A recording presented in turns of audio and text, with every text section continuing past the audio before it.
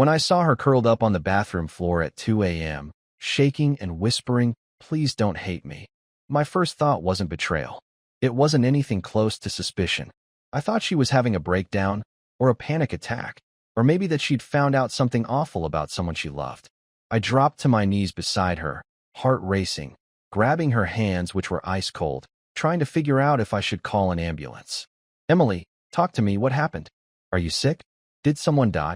Her shoulders trembled under the oversized hoodie she'd thrown on before stumbling away from the bed. And when she finally lifted her head, her eyes were red-rimmed and wild, and she looked like she hadn't slept in weeks, even though we had gone to bed together just hours earlier like any normal night. She just stared at me like I was the one bleeding on the floor. "I didn't mean to," she said, voice cracking like something inside her broke and was leaking out. "I didn't think it would go this far." Still, I didn't get it. I didn't want to get it. My wife was scared out of her mind, and all I could think about was how fast I could make it stop. "What did you do?" I asked, and the second the words left my mouth, I knew. I didn't know who, or how, or when, but my gut knew what kind of line had been crossed. Something in her eyes gave it away, the kind of guilt that doesn't come from making a mistake, but from living with one too long. She looked at me like a kid caught stealing, like I held the key to something she wasn't ready to lose. "I didn't plan it. I swear, it wasn't supposed to mean anything. It just happened, and I tried to stop. I did, but every time I told myself it was the last time." She stopped talking when I pulled away from her. You know that moment when your brain detaches, like it's floating above your body and watching you from the ceiling? That's what happened. I stood up, legs unsteady, heart pounding in my ears so loud it drowned out her begging. I didn't know whether to throw up, scream, or run. Instead, I stared at the toothbrushes in the cup by the sink, hers and mine, side by side like they had been for 7 years, and all I could think was, "She's not who I thought she was. I need you to tell me everything," I said, voice low and shaking. "Right now." She opened her mouth, but nothing came out. Just tears, just silence, just the beginning of the end. She didn't speak for a full minute, just sat there on the cold tiles like the weight of her body was keeping the truth inside her. I could see it building behind her eyes, like she was trying to pick the version that would hurt the least. But there wasn't one. She knew it. I knew it. "I met her at the gym," she finally said, not looking at me, and it felt so bizarre hearing that sentence, like I was suddenly listening to someone else's life fall apart and not my own. "We just started talking. I don't know. It wasn't anything serious at first. Just conversations. I didn't think it was going anywhere." That's what she said. And she said it like I was supposed to feel better hearing it started as nothing, like the fact she crossed every line while I folded her socks and cooked her dinner meant less if it was slow. I didn't say anything because I couldn't trust my voice. My jaw was tight, and I knew if I opened my mouth I might just scream, and then there'd be no going back. She kept talking, trying to fill the silence with details I didn't want, like she was offering proof that it wasn't as bad as I thought. "Her name's Dana. She works the front desk. We only talked at first, like, just during my workouts. I didn't even think of it as flirting. I swear, I didn't mean for it to turn into anything." I asked her how long it had been going on, and her face crumbled again. She looked down at her hands like the answer might be written on her palms. "A few months," she whispered, but I didn't believe her. I didn't need to. I'd find out for myself. She didn't realize I already had a piece of it. The receipt. That stupid folded piece of paper I'd found in her coat pocket 2 days earlier when I was looking for her AirPods. I wasn't even snooping, just trying to be helpful, which made the whole thing feel worse. The receipt was from a hotel downtown, a mid-range place near the waterfront. I wouldn't have thought anything of it if it weren't for the time printed on the bottom. 2:13 a.m., 2 Saturdays ago, when she told me she was crashing at her sister's place after a girls' night. I had actually texted her that night to tell her I missed her, and she'd replied with a heart emoji. I hadn't said anything when I found it. I told myself I was being paranoid, that it could have been from lunch or a meeting, even though no one buys 2 bottled waters and a protein bar at 2 in the morning. But now, standing there in the bathroom while she sobbed into her sleeves, it all clicked. The lies, the weird shifts in her mood, the new underwear I found in the laundry that I'd never seen her wear for me, the sudden urgency to go to the gym 5 times a week, when before she could barely be bothered to go once. "Were you with her at the Hilton downtown 2 weekends ago?" I didn't even ease into it. I just asked, because I wanted to watch her face when I said it. And I got what I came for. Her eyes widened, her jaw twitched, and for a split second, I saw the gears turning in her head, trying to decide whether to lie again or give up. Yes, she said, after a pause that was maybe half a second too long. And that was it. I walked out of the bathroom, not because I was done, but because I was going to break something if I stayed in that room a second longer. She followed me, calling my name like we were in the middle of a misunderstanding and not a disaster she created on purpose. Tara, please. It wasn't about her. It never was. I was just, I don't know, I felt stuck. I felt like we weren't. Don't, I snapped, turning around so fast she flinched. Don't you dare make this about us. You felt stuck, so you went out and got yourself unstuck by sleeping with someone else. You could have talked to me. You could have asked for space. But instead, you made a choice, and then you made it again. And again. She didn't have a defense. Not really. Just guilt and panic and all the pathetic things people say when they've screwed up and know they have no way to make it right. I didn't want to lose you, she said, like that was supposed to matter now. Like that made anything better. Well, I said, grabbing my keys from the hook by the door, you should have thought of that before you gave someone else what you promised me. I didn't know where I was going. I just knew I couldn't sleep in the same house with her that night. Maybe not ever again. She stood frozen in the living room while I walked out. She didn't follow me this time. Maybe she knew there was nothing left to say. I came back 2 days later because I had to. Not because I was ready to talk, not because I missed her, but because I needed my charger, my birth control pills, and the folder with all our joint tax paperwork that she'd left buried under a stack of magazines on the living room shelf. I expected her to be gone, or at least hiding upstairs, giving me space. Instead, she was sitting on the couch in sweatpants, surrounded by crumpled tissues and the blanket we usually fought over during movie nights. When I opened the door, she looked up like I was someone who might still love her, like it hadn't all burned down already. I didn't say anything. I walked in, went straight for the shelf, grabbed the folder, then turned toward the stairs, hoping she wouldn't speak. Of course she did. "Can you just sit down for 5 minutes?" she asked, and the way she said it, quiet but firm, made me pause against my better judgment. I didn't sit. I stayed standing, arms crossed, and looked at her like I was waiting for a confession she hadn't given yet. "You said it wasn't about her, that it wasn't serious. So tell me, Emily, what exactly was it? What does a couple months of sneaking around mean to someone who swore she loved me?" She pushed the blanket off her lap and leaned forward like she thought proximity would make her words hit harder. It meant I was looking for something I didn't even realize I'd lost. "I'm not blaming you, but I wasn't happy. I felt like we stopped being us, like we were just coexisting. That's what people do in a long-term relationship," I shot back. "It gets quiet sometimes. You talk. You work through it. You don't go screw someone you met folding towels." She flinched like I'd slapped her, but I didn't care. I was so sick of this half-apology act, of her trying to soften it like it wasn't a choice she made on purpose. "You're acting like I planned to hurt you," she said. But I didn't. It just kept happening. I laughed, loud and mean, the sound of it surprising even me. "Kept happening? Do you hear yourself? That's not something that just happens. That's not slipping on ice. That's locking a door behind you over and over again while someone else thinks they're safe at home." Emily stood up then, eyes wet but her jaw tight, and I could see her holding back whatever she really wanted to say. Maybe it was another excuse, maybe it was a breakdown, but what came out instead was, "Do you think I like living with it? Do you think I slept at night knowing what I was doing? You did it anyway. Because I didn't know how to fix us.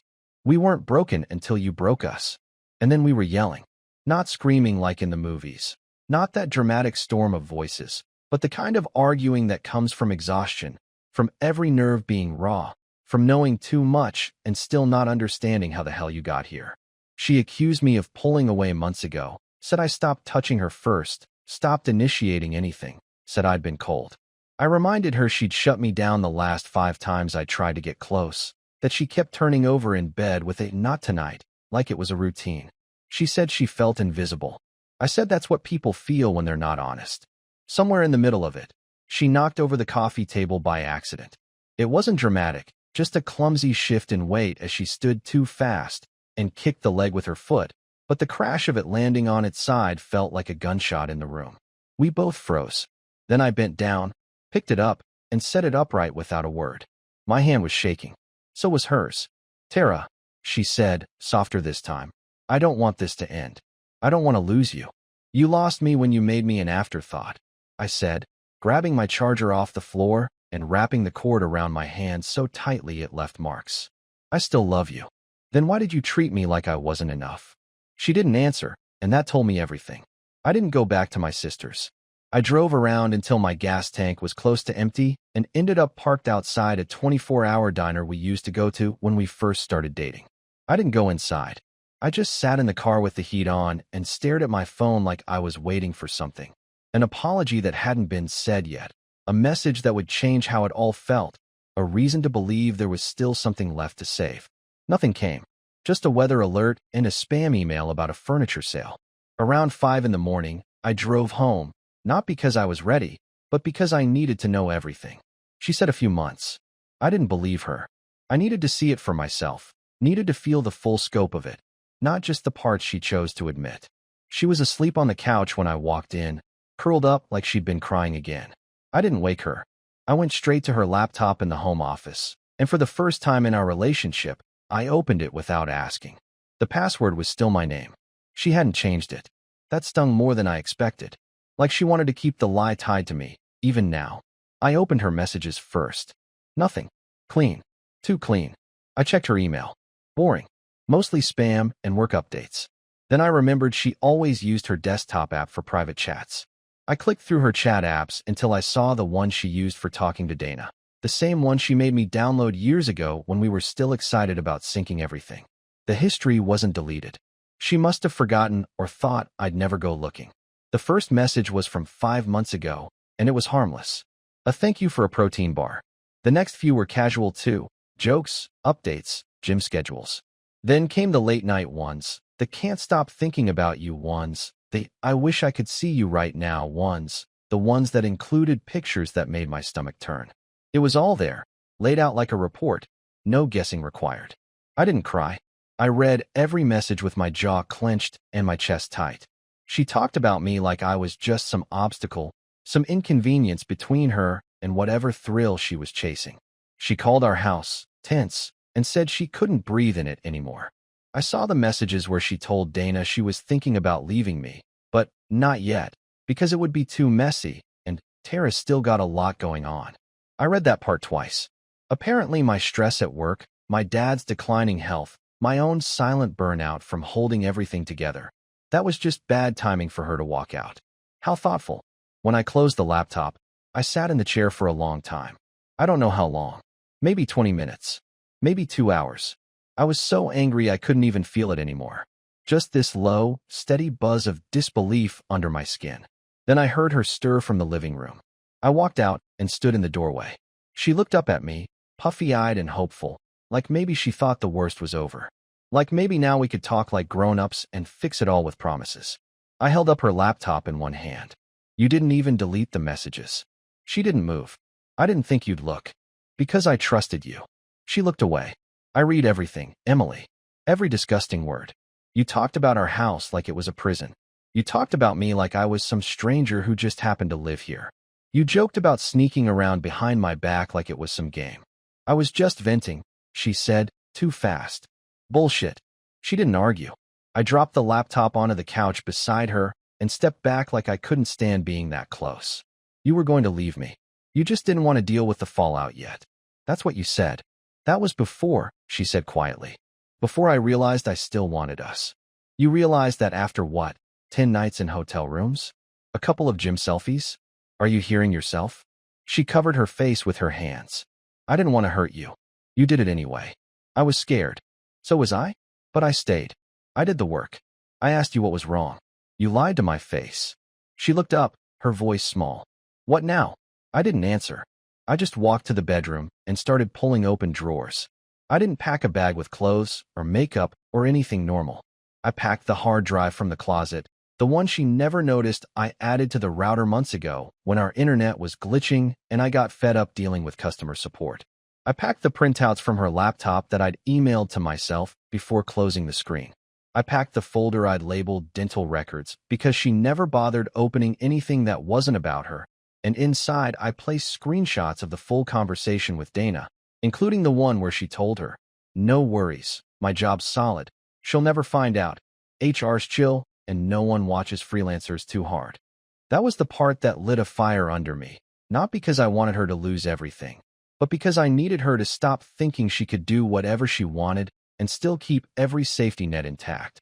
She was in the kitchen when I came out, still barefoot and wearing the same sweatshirt from the day before. She didn't even ask where I was going.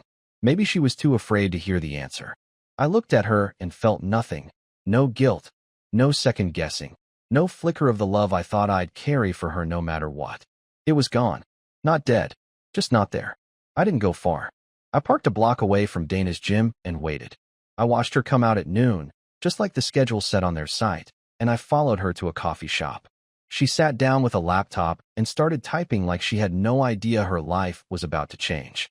I walked straight up to her, dropped the envelope on the table, and said, "Since you're part of the story, you might as well read the whole thing."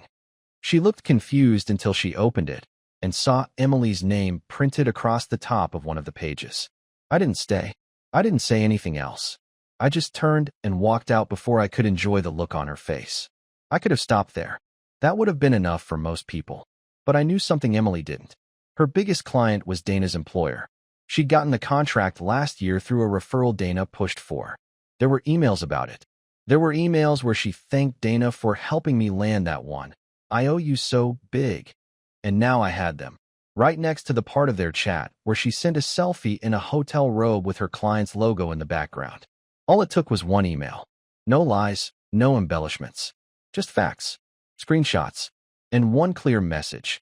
"You might want to take a look at this, considering who's representing your brand." I didn't send it from my name. I created a throwaway account. No one needed to know who I was. I didn't want credit. I didn't want revenge with fireworks. I just wanted her to feel one solid thing go out from under her.